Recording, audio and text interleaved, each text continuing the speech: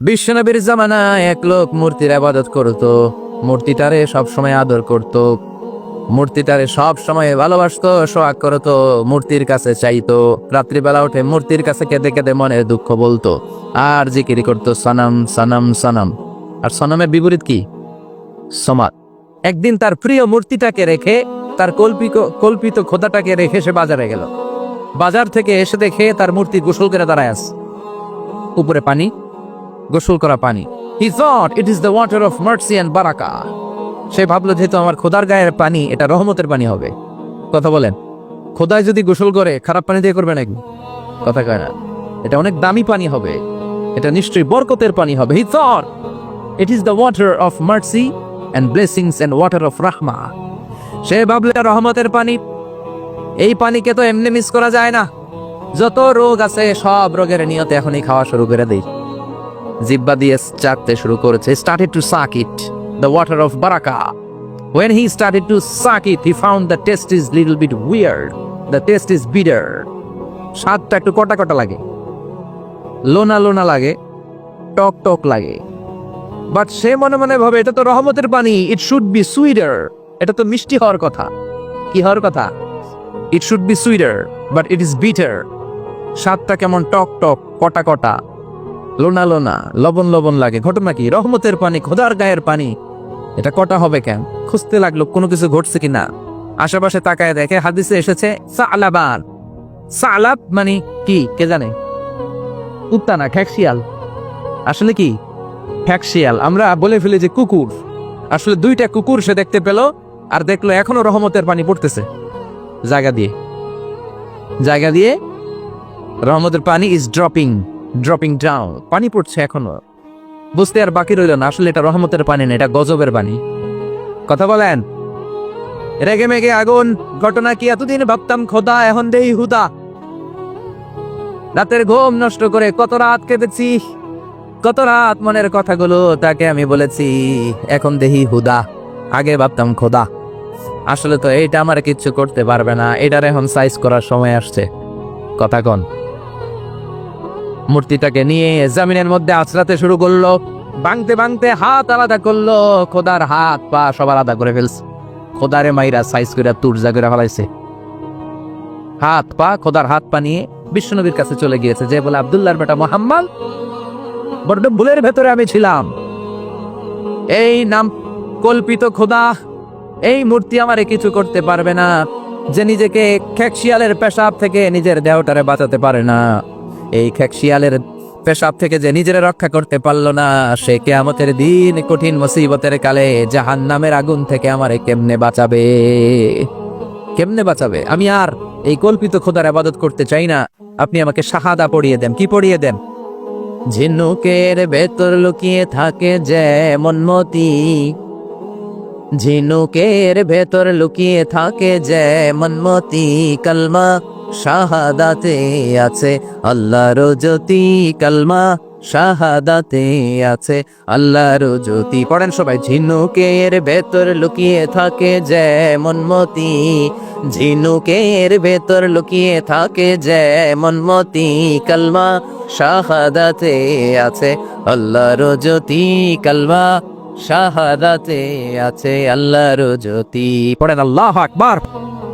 এসে বলে আব্দুল্লাহর বেটা মুহাম্মদ, আর আমি এই কল্পিত মূর্তির ইবাদত করতে চাই না, আমারে পড়িয়ে দেন লা ইলাহা ইল্লাল্লাহু মুহাম্মাদুর রাসূলুল্লাহ সাল্লাল্লাহু আলাইহি ওয়াসাল্লাম। কালিমা পড়ে মুসলমান হয়ে গিয়েছে। তার মানে এই সূরার আরেকটা নাম হচ্ছে সূরাতুস সামাদ। তিনটা নাম আমরা শিখলাম এই সূরার। প্রথমে শিখেছি সূরাতুত তাওহীদ, 2 নম্বরে শিখেছি সূরাতুল মারিফা, 3 নম্বরে শিখেছি সূরাতুস সামাদ। এই সূরাটা অনেক ফজিলতপূর্ণ সূরা। বিশ্বনবী এই সূরাটাকে বড্ড বেশি ভালোবাসতেন। বিশ্বনবী সাল্লাল্লাহু আলাইহি ওয়াসাল্লাম ফজরের যে 2 রাকাত সুন্নাত, মাগরিবের যে 2 রাকাত সুন্নাত, এই সুন্নাত নামাজে এই সূরাটা পড়তেন। জোরে পড়েন সুবহানাল্লাহ। আবার যারা হজ উমরা করতে গিয়েছেন, তাওয়াফ করা লাগে, ফরজ তাওয়াফ আছে, নফল তাওয়াফ আছে, 7টা টার্ন করা লাগে। হাজরে আসওয়াদ থেকে শুরু করে আবার হাজরে আসওয়াদ পর্যন্ত 1 চক্কর, এরকম 7টা চক্কর দিলে হয় একটা তাওয়াফ। সব নবীরা সব আল্লাহর ওলিরা, পৃথিবীর সব মুসলমানরা আল্লাহর এই ঘরকে কেন্দ্র করে প্রতিদিন তাওয়াফ করে, কোন সুবহানাল্লাহ। এবং তাওয়াফের এই ইবাদতটা পৃথিবীর শুধু ওই এক জায়গায় করা যায়। নামাজ পৃথিবীর সব জায়গায় পড়া যায়, ঠিক কি না? মসজিদুল হারামেও পড়া যায়, বাংলাদেশেও পড়া যায়। জিকির আল্লাহর ঘরেও করা যায়, এখানেও করা যায়। দান ওখানেও করা যায়, এখানেও করা যায়। কিন্তু তাওয়াফের মতো ইবাদত, এটা কি সব জায়গায় করা যায়? নাগাইশি তাওয়াফ করতে পারবেন? সিঙ্গাপুরে পারবেন? আমেরিকায় পারা যাবে? পারা যাবে কোথায়? আল্লাহর ঘরকে কেন্দ্র করে মক্কাতুল মুকাররমাতে প্রতিদিন আল্লাহর ঘরের উপর 120টা রহমত নাজিল হয়। সিত্তিন আলি তাইফিন, তার মধ্য থেকে 60টা রহমত হচ্ছে যারা আল্লাহর ঘরকে তাওয়াফ করে তাদের জন্য। আরবাঈন আলিল মুসাল্লিন, 40টা হচ্ছে যারা আল্লাহর ঘরের সামনে নামাজ পড়ে তাদের জন্য। 40 আর 60 মিলে 100, বাকি রইল কয়টা? বলে 20 আলিন নাযিরিনা ইলাল কাবা, বাকি 20টা রহমত যারা নামাজ পড়ে না, তাওয়াফ করে না, শুধু আল্লাহর ঘরের গিলাফের দিকে তাকিয়ে থাকে, তাদের উপর 20টা রহমত। বিষ্ণু ঈসা ইসলাম তাওয়াফ করার পরে 2 রাকাত নামাজ পড়তে হয়। এই 2 রাকাত নামাজের দ্বিতীয় রাকাতে সূরাতুল ইখলাস পড়তেন, প্রথম রাকাতে পড়তেন সূরাতুল কাফিরুন। তাওয়াফের সালাতে প্রথম রাকাতে কোন সূরা? সূরাতুল কাফিরুন। দ্বিতীয় রাকাতে সূরাতুল ইখলাস বিষ্ণুনবী পড়তেন। আবার বিতরের সালাতের শেষ রাকাতে বিষ্ণুনবী পড়তেন সূরাতুল ইখলাস। বিতরের সালাত করবেন কয় রাকাত? প্রথমে 2 রাকাত, তারপরে সালাম ফিরিয়ে আবার 1 রাকাত। এইটা সবচেয়ে সহিহ পদ্ধতি। আবার মাঝে মাঝে বিষ্ণুনবী 3 রাকাত একসাথে পড়তেন, বসতেন শুধু শেষ বৈঠকে, এটাও ঠিক আছে। আবার আমরা যেটা পড়ি বাংলাদেশে, এটারও দলিল আছে, তবে আম দলিল, এটার খাস দলিল নাই, স্পেসিফিক দলিল নাই। বিষ্ণুনবী বলেছেন তোমরা বিতরের নামাজকে মাগরিবের নামাজ থেকে আলাদা করে পড়ো। আমরা সেটাও করি, কারণ মাগরিবের নামাজে আমরা 3 রাকাতের পরে এরকম আল্লাহু আকবার বলে হাত উঠাই, তা আলাদা হয়েছে না? আবার আমরা আল্লাহুম্মা ইন্না নাস্তাইনুকা পড়ি, এটা কি মাগরিবের নামাজে পড়ি নাকি? তাহলে পার্থক্য আছে না নাই? তবে প্রথম 2টা বেশি শক্তিশালী। রাতে 2 করে নামাজ পড়বেন, সবশেষে আপনি 1 রাকাত পড়বেন। বিষ্ণু বলেছেন ইজআলু আখিরা সালাতিকুম ফিল লাইলি বিতরা, তোমরা রাতের শেষ নামাজটাকে বিতরের নামাজ বানিয়ে দিও। সুবহানাল্লাহ পড়েন। এই জন্য যাদের তাহাজ্জুদের অভ্যাস আছে, তাহাজ্জুদের পরে পড়া সুন্নাত। যাদের তাহাজ্জুদের অভ্যাস নাই, আশার সালাতের পরে পড়ে ফেলবেন। ইন্নাল্লাহা বিতরুন ইউহিব্বুল বিতরা, আল্লাহ নিজে বেজোর, তাই বেজোরকে তিনি পছন্দ করেন। এজন্য দিনের নামাজ, রাতের নামাজ সবই বেজোর। সারাদিন যা পড়লেন মাগরিবের 3 রাকাত পড়ার মধ্য দিয়ে সব বেজোর হয়ে যায়। আবার রাতে 4 রাকাত, 2 রাকাত করে যত নামাজ পড়লেন, শেষে 1 রাকাত বেতের দিয়ে বা 3 রাকাত বেতের দিয়ে সব বেজোর হয়ে যায়। এই 3 রাকাত বেতের নামাজের সর্বশেষ রাকাতে বিষ্ণুনবী ছোট্ট সূরাটা পড়তেন। সুবহানাল্লাহ পড়বেন না? এই আমলগুলো করতে রাজি আছেন তো? মনে থাকবে সবার? আবার বিষ্ণুনবী বলতেন সূরাতুল ইখলাস সাধারণ সূরা না, এটা সুলুসুল কোরআন, 1/3 অফ দা বুক। কোরআনের 3 ভাগের 1 ভাগ। কোরআন 30 পারা। এই সূরা একবার তেলাওয়াত করলে 10 পারার সওয়াব হয়ে যায়। 2 বারে পড়লে 20 পারার সওয়াব হয়ে যায়। 3 বারে পড়লে 30 পারার সওয়াব হয়ে যায়। পড়েন সুবহানাল্লাহ। 1/3 এই পুরো কিতাবের 1/3, 1/3 অফ দা বুক সুলুসুল কোরআন। একবার পড়লে 10 পারা, 2 বার পড়লে, 3 বার পড়লে 30 পারা। অনেক মুহাদ্দিসিন এবং মুফাসসিরিনরা বলে না, সুলুসুল কোরআন 1/3 অফ দা বুক দিয়ে বিশ্বনবী এটা বুঝায় নাই। বিশ্বনবী বুঝিয়েছে অন্য একটা জিনিস। সেটা কি? সেটা হচ্ছে পুরো 30 পারা কোরআনের কথাকে যদি আমাকে 3 শব্দে আপনি আমাকে বলতে বলেন যে হুজুর পুরো 30 পারায় আল্লাহ কি বলেছে, আমি বলবো তাওহীদ, রিসালাত, আখিরাত।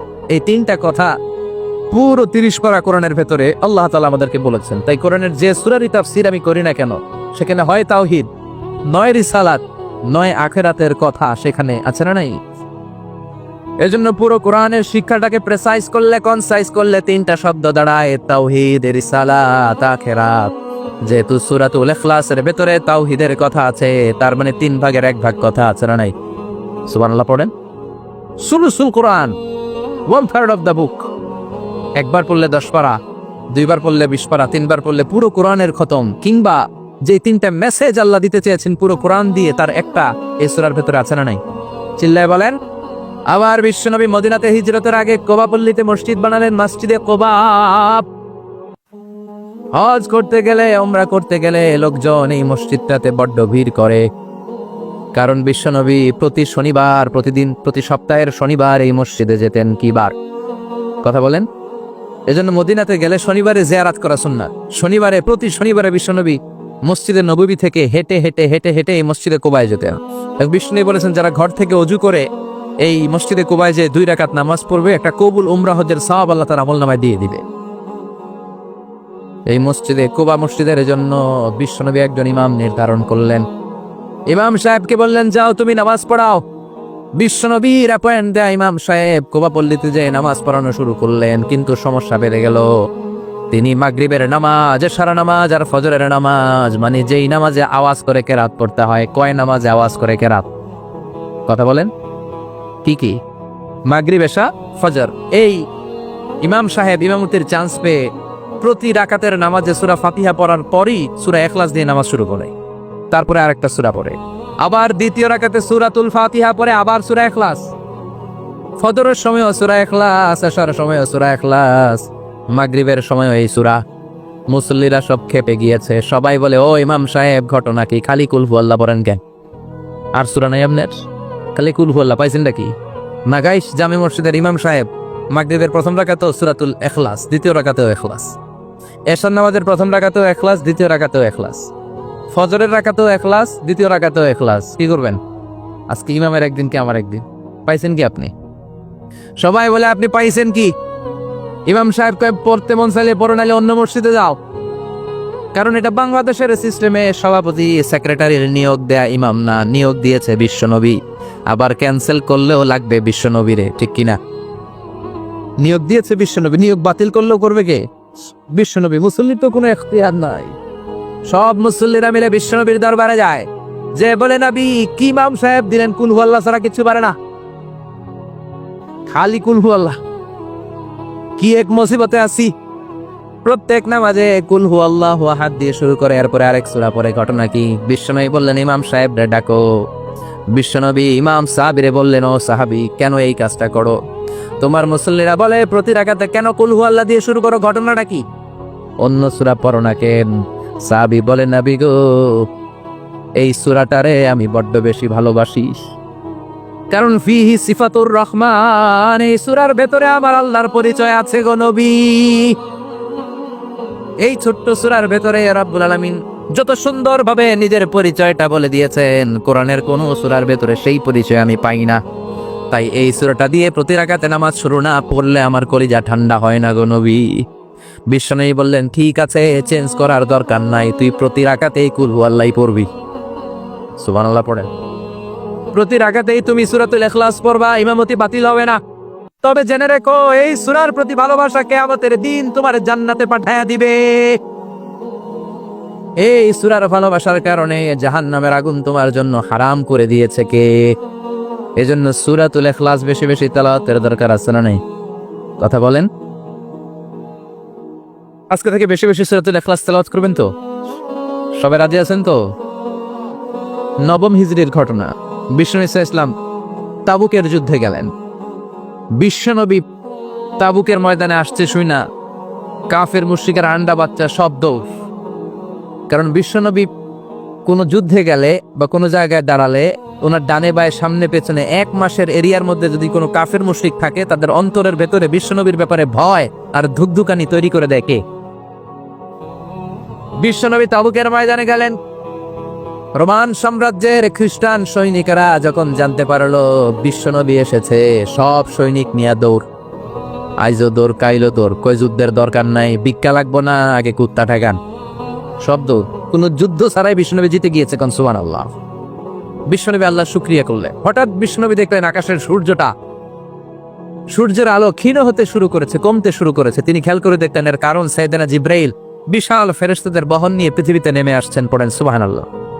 এসে বললেন, ইয়া রাসূলুল্লাহ, আমি 1,40,000 ফেরেশতা নিয়ে নেমে এসেছি। আপনি কি জানেন না, ঠিক একটু আগে মদিনাতে আপনার এক প্রিয় সাহাবা, তার নাম হচ্ছে মুআবিয়া ইবনে মুআবিয়া আল মুজানি, একটু আগে শেষ নিঃশ্বাস ত্যাগ করেছে।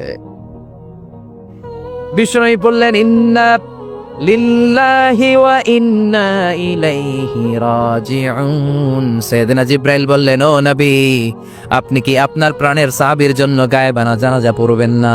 বিশ্বনবী বললেন, অবশ্যই পড়বো। গায়েবানা জানাজা চেন তো?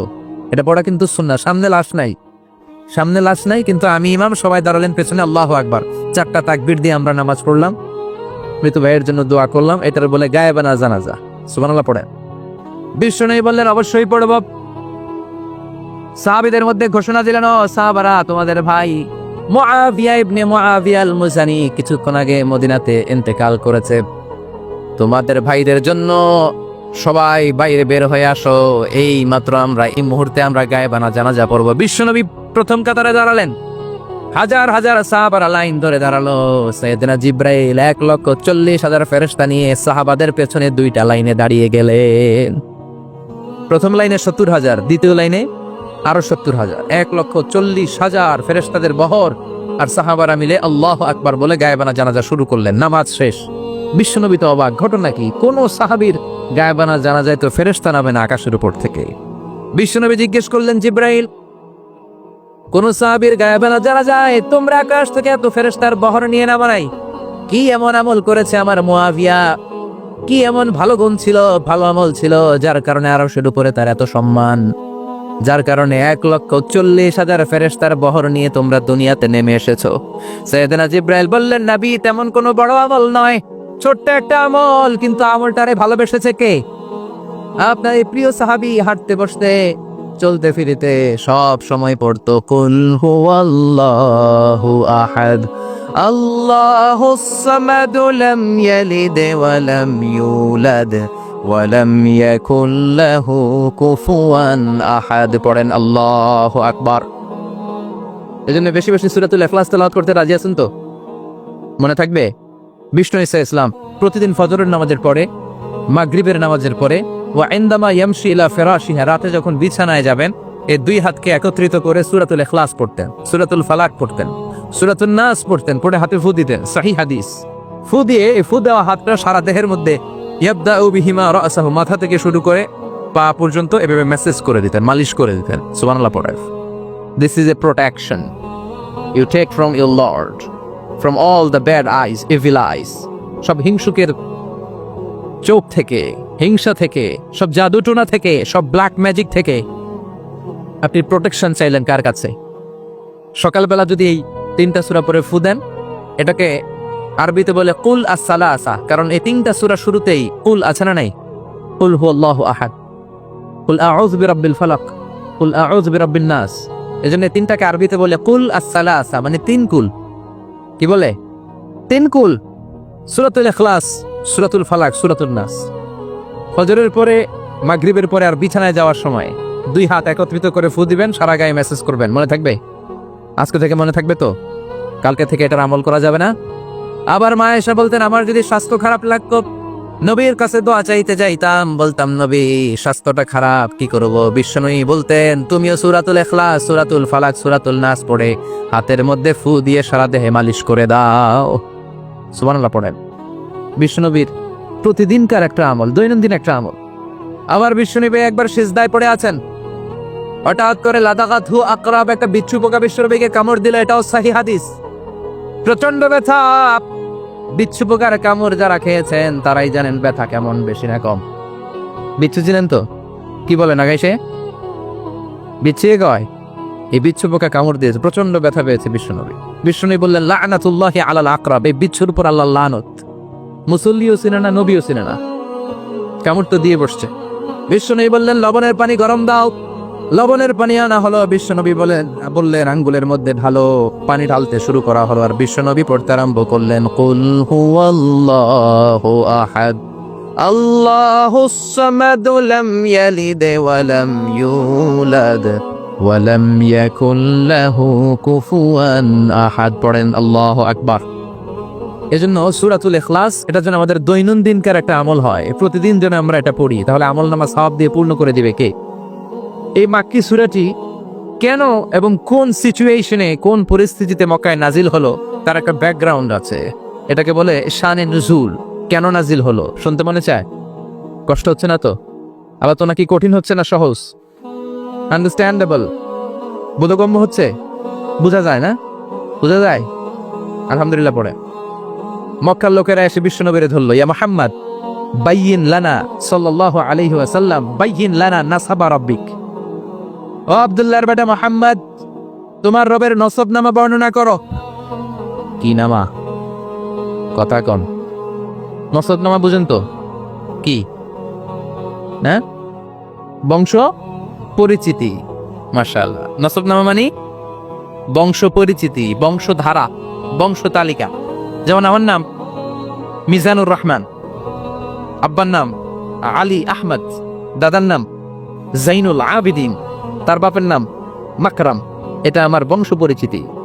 তার মানে মিজানুর রহমান ইবনু আলী আহমদ ইবনু জাইনুল আবিদিন ইবনু মাকরাম, এটা আমার নসবনামা। আপনার নাম কি? জালালউদ্দিন ভাই। বাবার নাম এন্তাজালি। এর বাবার নাম বুঝলা গেছি। হ্যাঁ, ইনসাফ আলী। তার বাবার নাম খাই ফেলাইছি। আপনার আব্বার নাম মোহাম্মদ আব্দুল লতিফ। দাদার নাম, তার বাবার নাম খাই ফেলাইছি। আমি তো কমপক্ষে 4টা বলছি নাকি?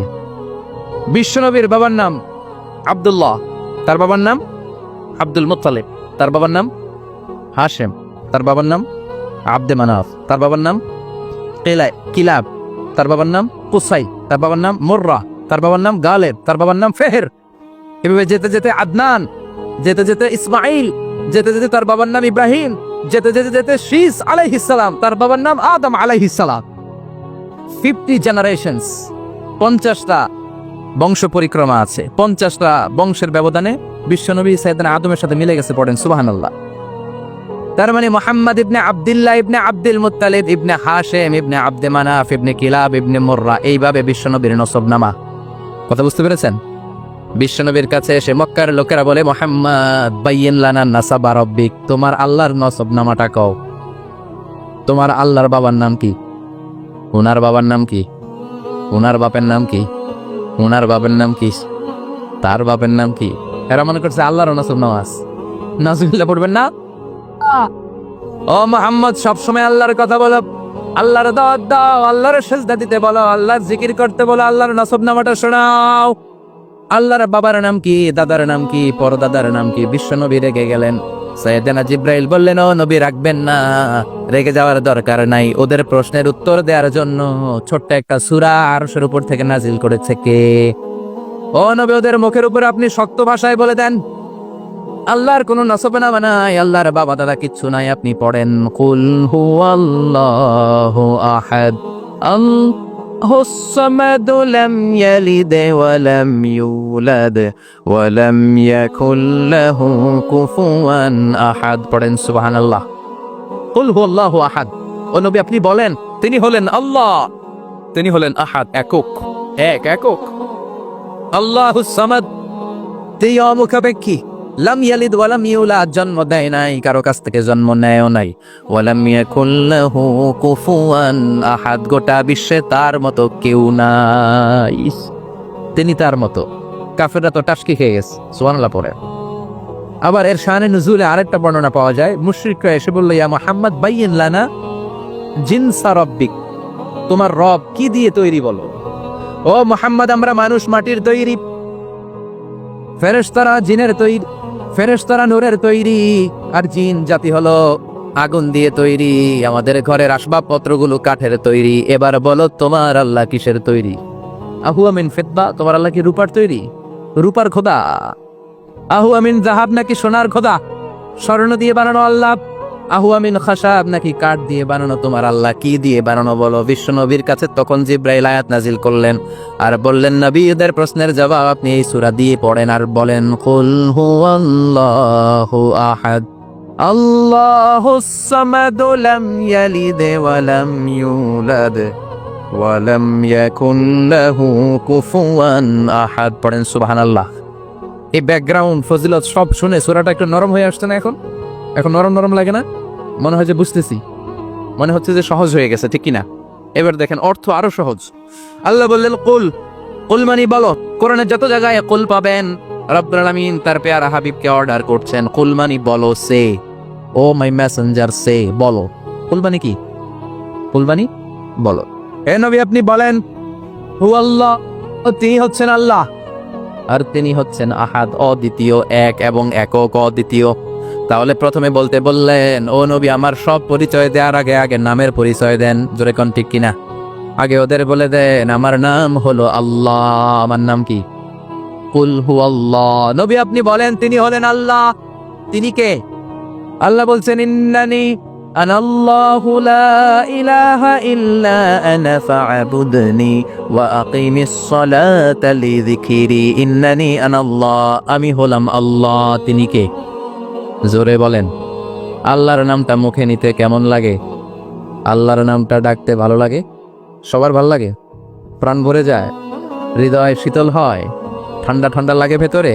তাহলে চিৎকার দিয়ে আল্লাহর ডাক দেন, বলেন আল্লাহ।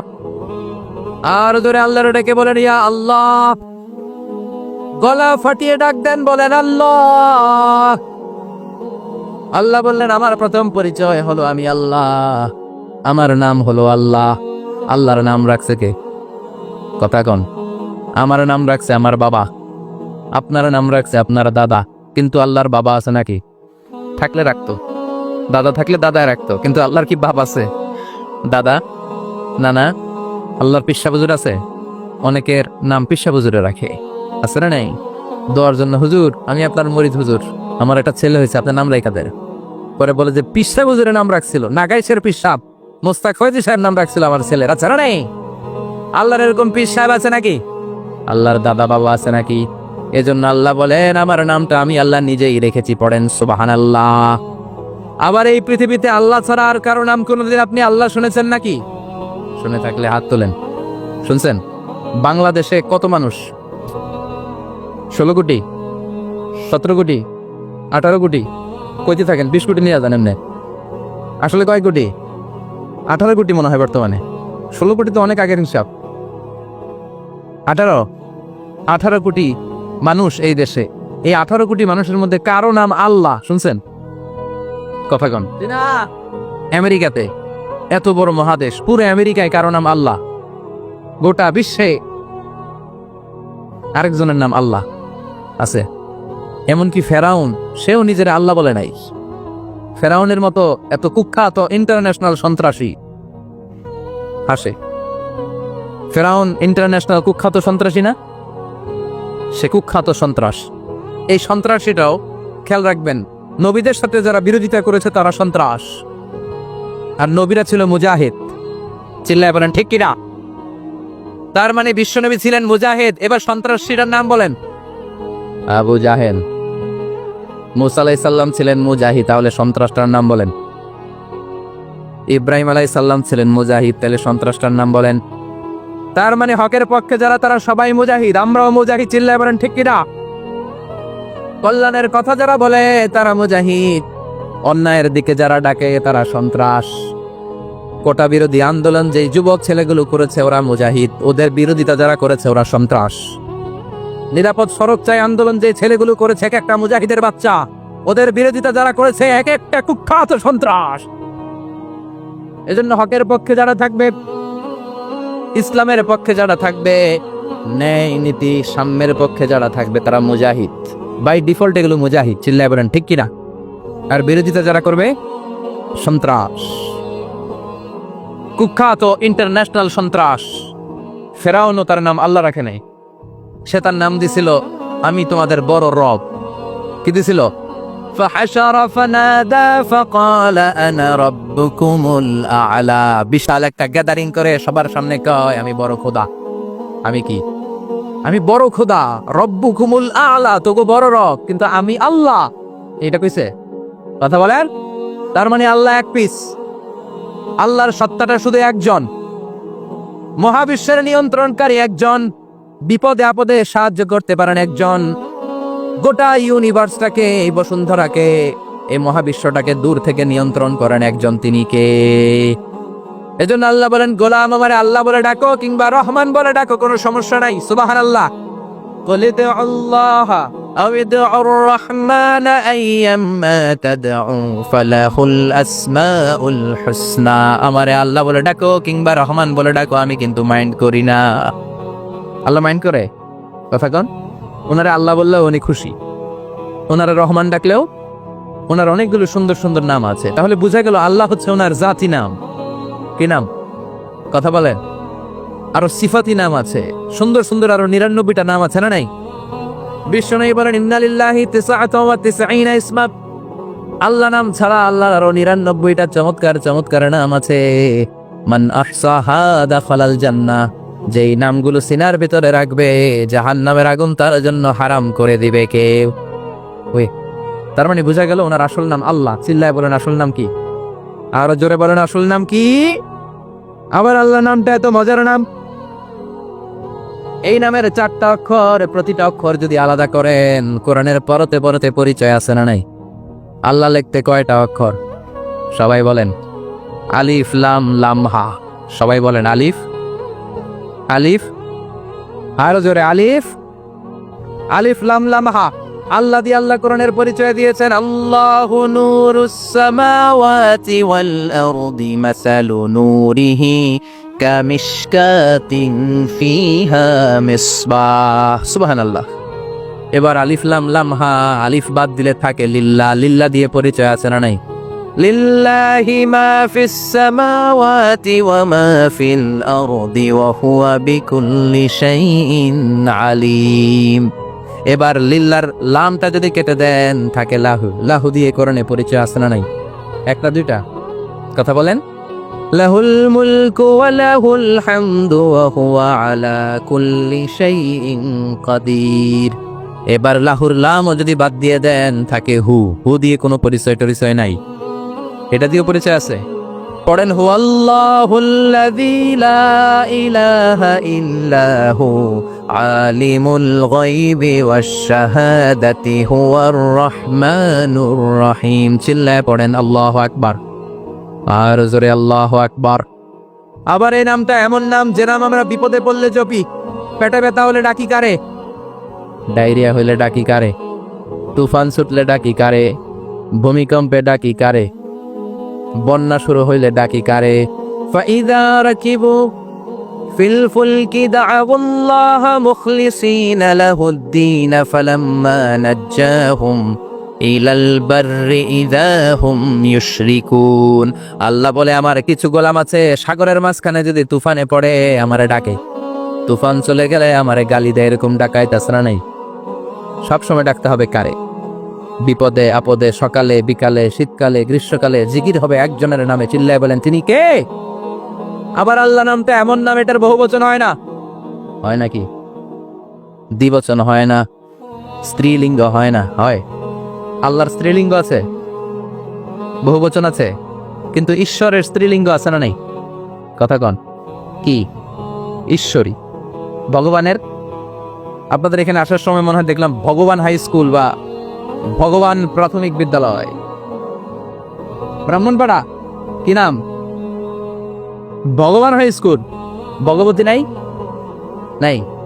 আহা, ওদের ভগবান হয়, ওদের ভগবতী হয়, ওদের গড হয়, ওদের গডেস হয়, ওদের ঈশ্বরী হয়, ওদের ঈশ্বর হয়। আল্লাহর কোনো পরিবর্তন আছে নাকি?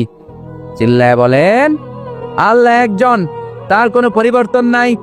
আমরা বললাম আল্লাহ বুঝেছি তোমার অনেক ক্ষমতা, তোমার নামটা বড় মধুর নাম, প্রতিটা অক্ষর আলাদা করলেও পরিচয় পাওয়া যায়। তোমার আসল নাম আল্লাহ, কিন্তু এই যে তুমি আল্লাহ, তুমি কতদিন ধরে আল্লাহ? কতদিন? কবে থেকে আছো? কতদিন থাকবা? প্রশ্ন আসে না নাই? মাঝে মাঝে প্রশ্ন আসে না উনি কয়দিন ধরে আস? কতদিন ধরে ওনার এত ক্ষমতা? কতদিন পর্যন্ত ওনার এই ক্ষমতা কন্টিনিউ করবে? প্রশ্ন হয় না? কথা বলেন। সে উত্তর আল্লাহ দিলেন। আল্লাহ বললেন হুয়াল আউয়ালু ওয়াল আখিরু ওয়াল যাহিরু ওয়াল বাতিন ওয়া হুয়া বিকুল্লি শাইইন আলিম। আল্লাহ বললেন আমি প্রথম, আমি শেষ, আমি প্রকাশ্য, আমি গোপন, সূচনাহীন। অতীতকাল থেকে আমি আল্লাহ আছি, শেষহীন সীমানাহীন ভবিষ্যৎ পর্যন্ত থাকব। তিনি কবে থেকে আছেন? সূচনাহীন অতীত না, প্রথম থেকে না, সূচনাহীন অতীত। ভালো ব্যাখ্যা হচ্ছে সূচনাহীন প্রথম থেকে বলে আল্লাহ এটাই বোঝালেন সূচনাহীন অতীত। এমন অতীত যেটার সূচনা নাই, আবার এমন ভবিষ্যৎ যেটার শেষ। তার মানে প্রথমেও তিনি, শেষেও তিনি, প্রকাশ্যেও তিনি, গোপনেও তিনি। জোরে কোন ঠিক কিনা? একবার রাতের নামাজ, সম্ভবত এশার নামাজ, খুব ছোট্ট করে শেষ করে দিলেন। তো সাহাবারা জিজ্ঞেস করলেন ইয়া রাসূলুল্লাহ, নামাজ তো এত তাড়াহুড়ো করতে আপনাকে কখনো দেখিনি। তিনি বললেন আমি নামাজের মাঝখানে এক ছোট্ট বাচ্চার কান্না শুনেছি। আনাস রাদিয়াল্লাহু বর্ণনা করেন যে কানা রাসূলুল্লাহ সাল্লাল্লাহু আলাইহি ওয়াসাল্লাম ইয়াসমাউ বুকা আস-সাবিয়্যি মা উম্মি। আমি যখন নামাজে ইমামতি করছি পেছনে মহিলাদের কাতারের ওখান থেকে একটা ছোট্ট শিশুর কান্নার আওয়াজ আমার কানে আসলো। দেখেন কি সেন্স। তো আমার মনে হচ্ছিল বাচ্চার কান্নায় পেছনের কাতারে মায়ের বড্ড কষ্ট হচ্ছে, যে মাটা বাচ্চাটাকে নিয়ে আসছে উইমেন প্রেয়ার হলে, তাকে বাচ্চাটাকে ম্যানেজ করতে বা সামলাতে মায়ের বড্ড কষ্ট হয়ে যাচ্ছে আমার মনে হচ্ছে। এজন্য আমি নামাজটা একটু শর্টকাটে শেষ করে দিয়েছি। Could you imagine that? কি নবী আমরা পেয়েছি, কিরকম কনসিডারেট ছিলেন, কতটা সুবিবেচক ছিলেন, অন্যের প্রতি কতটা সহানুভূতিশীল ছিলেন তিনি, অন্যের যাতে কোনো সমস্যা না হয় এটা খেয়াল করতেন। মুআয ইবনে জাবাল রাদিয়াল্লাহু তাআলা আনহুকে মদিনার পাশেই এক মসজিদের ইমাম করে পাঠালেন। উনি ইমামতির দায়িত্ব পেয়ে একবার মাগরিবের নামাজে সূরা বাকারা তেলাওয়াত শুরু করলেন। কোরআনের সবচাইতে ছোট সূরা, তাই না? সূরাতুল বাকারা, হ্যাঁ, সবচেয়ে ছোট সূরা। তো ওনার হয়তো তেলাওয়াত করতে করতে একটা ইমোশন চলে আসছে, উনি তো সুরের ঝংকার দিয়ে তেলাওয়াত করতেছেন। এখন পিছনে যারা মুসল্লি ছিল এরা ছিল সব কৃষিজীবী সাহাবী। এরা কি ছিল? সারাদিন ওট দিয়ে খেজুর গাছে পানি দিয়ে যান যায় কোন রকম ফরজ পেরে যায় ঘুমাইতে হবে। এই সাহাবীরা যখন পিছনে দাঁড়াইছে আর উনি ধরছে কোন সূরা, আওয়াজ করে বলুন না একটু, সূরাতুল বাকারা। এখন ওনারা তো আর থাকতে পারে না, ওনার সাথে থাকতে না পারে এক সাহাবী নামাজ রেখে দিয়ে ডাইরেক্ট রাসূল সাল্লাল্লাহু আলাইহি ওয়াসাল্লামের কাছে। কারণ বড় হুজুর তো আছে মদিনায়, যে বিচার দিছে রাসূলুল্লাহ দেখেন এমন একজনকে ইমাম করে অ্যাসাইন করেছেন, উনি মাগরিবের সালাতে সূরা বাকারা পড়ে, আর আমরা হচ্ছি কৃষিজীবী শ্রমজীবী সাহাবী, আমাদের তো এত বড় কেরাতের সাথে জয়েন করা সম্ভব না। রাসূল ইসলাম রেগে গেলেন, চেহারাটা আগুনের গোলার মতো লাল হয়ে গেল। মুআয ইবনে জাবাল রাদিয়াল্লাহু তাআলা আনহুকে ডেকে পাঠালেন, ডেকে বললেন, আফাত্তানুন আনতা ইয়া মুআয, আফাত্তান, তুমি কি ফিতনা সৃষ্টি করতেছো? ওখানে পাঠাইছি কমিউনিটির ইউনিটি ধরে রাখার জন্য, তুমি ওখানে যে ফিতনা সৃষ্টি করতেছো। তুমি কি সাব্বিহ ইসমা রাব্বিকাল আ'লা এই সূরা তোমার মুখস্থ নাই? ওয়াদ-দুহা ওয়াল-লাইলি ইযা সাজা এটা পারো না? ওয়াশ-শামসি ওয়া-দুহাহা এটা মুখস্থ নাই? তো তুমি কেন এই সূরাগুলো দিয়ে নামাজ পড়াও না? কেন পড়াও না? এরপর তিনি বললেন, যখন ইমামতির সুযোগ পাবে, সুযোগ পেয়ে লম্বা কেরাত ধরো না, ছোট্ট কেরাত দিয়ে নামাজ শেষ করো। কেননা তোমার পেছনে বয়স্করা আছে, মুরব্বীরা আছে, অসুস্থরা আছে। জাল হাজা, তার একটা জরুরি কাজ পড়ছিল, যাচ্ছিল, হঠাৎ মাগরিবের আজান, ভাবলো রাস্তার পাশে যেহেতু আজান দিছে নামাজটা পড়ে নেই। নামাজে ঢুইকা দেখছে আপনি সূরা বাকারা ধরছেন, তো বেচারা কি কাজ করবে না কি করবে? আর তার তো নিয়ত ছিল ফরজ নামাজটা পড়ি যে বাস ধরবো, এখন আপনি ধরছেন কোন সূরা? বাকারা। দেখেন রাসূল ইসলাম বললেন, যখন ইমামতির চান্স পাবে ছোট সূরা পড়বে, আর যখন তুমি একা পড়বে ফালিউতাউবিল মাশা, যত লম্বা করতে মনে চায় করো, রুকু করো লম্বা, সেজদা করো লম্বা, কেরাত করো লম্বা। রাসূল সাল্লাল্লাহু আলাইহি ওয়াসাল্লাম তো রাতে আধা ঘন্টা 40 মিনিট প্রথম রাকাতে কেরাত পড়তেন, এরপরে আবার 40 মিনিট রুকুতে থাকতেন, রুকু থেকে দাঁড়ায় আবার 40 মিনিট, আবার সেজদায় যেয়ে 40 মিনিট, এরপরে সেজদা থেকে 2 সেজদার মাঝখানে আবার 40 মিনিট, 2 রাকাত দিয়ে এরকম রাত শেষ করে দিচ্ছেন। তো আপনার লম্বা যদি পড়তে মনে চায়, আপনি তো আপনার ব্যক্তিগত নফল সালাতে এভাবে লম্বা করবেন। কিন্তু আমাদের হয়ে গেছে উল্টা, একাকী নামাজ, কোন রকম রুকু সেজদা, এরকম হয়ে গেছে না অনেকটা।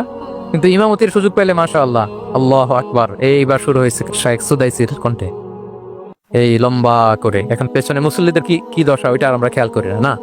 আমাদেরকে অন্যের প্রতি সহানুভূতিশীল হতে শিখিয়েছে ইসলাম, কনসিডারেট হতে শিখিয়েছে, সুবিবেচক হতে শিখিয়েছে, যেটা রাসূল সাল্লাল্লাহু আলাইহি ওয়াসাল্লাম করেছেন। এবং রাসূল সাল্লাল্লাহু আলাইহি ওয়াসাল্লাম কোনো কাজে কাউকে পাঠালে ওনার বিখ্যাত সে বাণীটা বলে দিতেন যে ইয়াসসিরু ওয়ালা তুআসসিরু বাশশিরু ওয়ালা তুনাফিরু, সহজ করে উপস্থাপন করো, কঠিন করো না। সুসংবাদ দিও, মানুষকে দিন থেকে ভাগিও না। আমরা মানুষকে ভয় দেখাই, আমরা এত কঠিন করে ইসলামকে উপস্থাপন করি, মানুষ বলে আগে যেটা করতাম ওইটাই ভালো। তো আমরা যেন দিনকে কঠিন না করি, আমাদের কোনো অ্যাটিটিউডের কারণে যেন মানুষ ইসলাম থেকে ভেগে না যায়। আরেকটা উদাহরণ দেখুন, একবার মাগরিবের কিংবা এশার নামাজে রাসূল সাল্লাল্লাহু আলাইহি ওয়াসাল্লাম লম্বা সেজদা দিলেন। এত লম্বা সেজদা তিনি কখনো দেন না। নামাজ শেষে সাহাবারা জিজ্ঞেস করলেন, ইয়া রাসূলুল্লাহ, আপনি কি নামাজের মাঝখানে অসুস্থ হয়ে গেলেন নাকি? অথবা কোরআনের আয়াত নাজিল হলো নাকি, ওহী নাজিল হলো নাকি? রাসূল সাল্লাল্লাহু আলাইহি ওয়াসাল্লাম বললেন, কুল্লু যালিকা লাম ইয়াকুন ওয়ালাকিন্নাবনি ইরতাহালানি ওয়া কারিহতু আন উআজ্জিলাহু হাত্তা ইয়াকদিয়া হাজাতাহ। বললেন না, অসুস্থ হই নাই, ওহীও নাজিল হয় নাই। আমি যখন সেজদায় গিয়েছি, আমার 2 ছোট নাতি হাসান হোসেন আমার কাঁধের উপরে চেপে বসেছে। যতক্ষণ না ওরা খেলা শেষ না করে নিচে নেমেছে, আমি সেজদায় লুটিয়েছিলাম, নেমেছে এরপরে মাথা উঠিয়েছি। আমার মাথা উঠানোর কারণে ওদের খেলার একটু ডিস্টার্ব হবে, এজন্য আমি আর সেজদা থেকে মাথা উঠাই নাই। সুবহানাল্লাহ পড়বেন না? দেখেন, নাতির খেলার যেন ডিস্টার্ব না হয়। পেছনের মহিলা সারির এক বোনের নামাজের সমস্যা হচ্ছে, এগুলো উনি খেয়াল করতেন, ছোট ছোট বিষয়গুলো উনি খেয়াল করতেন। এটাকে বলে কনসিডারেট মাইন্ডসেট। কি বলে?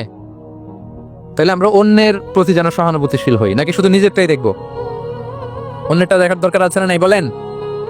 আচ্ছা, 8 নাম্বার হচ্ছে ট্রান্সপারেন্সি। খাবার ট্রান্সপারেন্সি মানে হচ্ছে স্বচ্ছতা।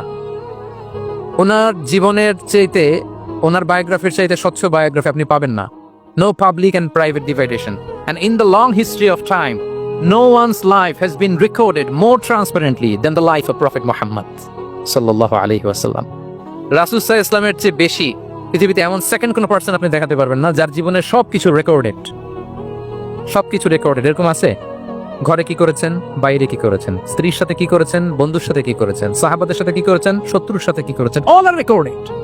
সব এন্ড ক্রিস্টাল ক্লিয়ার, একেবারে স্বচ্ছ পানির মতো, স্ফটিক কাচের মতো ক্লিয়ার, ট্রান্সপারেন্ট। ওনার সব কাজে উনি স্বচ্ছতা বজায় রাখতে চাইতেন। কতটা স্বচ্ছ ছিলেন একটা মজার ঘটনা শোনাই আপনাদেরকে। সহিহ বুখারীতে এসেছে, রমাদানের শেষ 10 দিন, দ্য লাস্ট 10 days অফ রমাদানে তিনি ইতিকাফ করতেন। ইতিকাফ অবস্থায় স্ত্রীরা এসে রাতে দেখা করে যেত, জরুরি কথা আলাপ থাকলে সেরে যেত। একবার রাতে সফিয়া বিনতে হুয়াই ইবনে আখতাব রাদিয়াল্লাহু তাআলা আনহা আসলেন, ওনার স্ত্রী। কথা হলো এবার ওনাকে একটু এগিয়ে দিবেন, মসজিদ থেকে রাসূল ইসলাম বারান্দার দিকে পাশ দিয়ে আসলেন এগিয়ে দেওয়ার জন্য। ইন দ্য মিন টাইম, ভাই ভিডিও করবেন না, mobile should be in pocket. জি, বারবার বলবো না, পকেটে রাখ, অন্যদের ডিস্টার্ব হচ্ছে আমি দেখতেছি। হঠাৎ 2 জন আনসারী সাহাবী পাশ দিয়ে হেঁটে যাচ্ছেন। রাসূল সাল্লাল্লাহু আলাইহি ওয়াসাল্লাম আম্মাজানকে বিদায় দিবেন এখানে। হঠাৎ করে তিনি আওয়াজ করে বললেন, আলা রিসলিকুমা, এই দাঁড়াও। ওই সাহাবী 2 জন রাসূল সাল্লাল্লাহু আলাইহি ওয়াসাল্লামের সাথে কে এটা টের পায় নাই, বুঝতে পারে নাই। বোরকায় আবৃত কোন এক নারী দেখে রাসূল আর ওই নারীকে দেখে তারা আরো দ্রুত গতিতে হাঁটতে শুরু করে দিচ্ছে, আমরা চলে যাই এখান থেকে। দেখেন রাসূল সাল্লাল্লাহু আলাইহি ওয়াসাল্লাম নিজের অবস্থানকে ট্রান্সপারেন্ট করার জন্য বললেন, আলা রিসলিকুমা, দাঁড়াও। দাঁড়ালেন।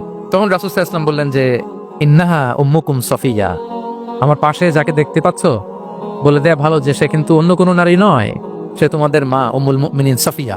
সাহাবারা বলে, সুবহানাল্লাহ ইয়া রাসূলুল্লাহ, ইয়া রাসূলুল্লাহ, এ কেমন কথা? আপনি কেন আমাদের কাছে জবাবদিহি করতে যাচ্ছেন বা ক্লারিফাই করছেন? আপনার পাশে কোনো নারী এত রাতে যদি দাঁড়িয়ে থাকে, তিনি তো আমাদের মাদের মধ্যে তো কেই তো একজন হবেন, কেন আপনি বলতেছেন? তখন রাসূল সাল্লাল্লাহু আলাইহি ওয়াসাল্লাম বললেন যে, না, ইন্না শাইতানা ইয়াজরি মিনাল ইনসানি মাজরাদ দাম, শয়তান মানুষের রগে রগে চলাচল করে। ওয়া ইন্নী খাশীতু আইয়ুকযিফা ফি কুলুবিকুমা শাররান, আরেক বর্ণনায় আছে শাইআন, আমার ভয় হয় হয়তো শয়তান কোনো সন্দেহের উদ্রেক তোমাদের হৃদয়ে ঢুকাই দিতে পারে। সুবহানাল্লাহ। এজন্য আমি ক্লিয়ার করে দিলাম, এটা আমার বউ, আমার স্ত্রী, তোমাদের মা সফিয়া। 2 জন সাহাবী যদি চলে যায়, এমন হতেই পারতো বাড়িতে যে একজন আরেকজনকে জিজ্ঞেস করতে পারতো যে, আচ্ছা নবীর পাশে যে কালো বোরকা পরা মহিলাটা ছিল দেখছো না, এটা কে? তখন একজন হয়তো বলতো, কে আর হবে, আমাদের মাই তো হবে, কোনো এক মা। আরেকজন বলবে, আমাদের উম্মুল মুমিনের কেউ ছিল নাকি অন্য কেউ? এরকম একটা হুট করে সন্দেহের উদ্রেক মাথায় আসতে পারে না যে ওনার স্ত্রী ছিল না অন্য কেউ ছিল? আসতে পারে কি পারে না বলেন? ওই সন্দেহের অবকাশটুকু রাসূল সাল্লাল্লাহু আলাইহি ওয়াসাল্লাম রাখেন নাই। উনি বলে দিলেন যে এটা তোমাদের মা, এটা সফিয়া। এই সন্দেহের অবকাশের কোনো সুযোগ নাই।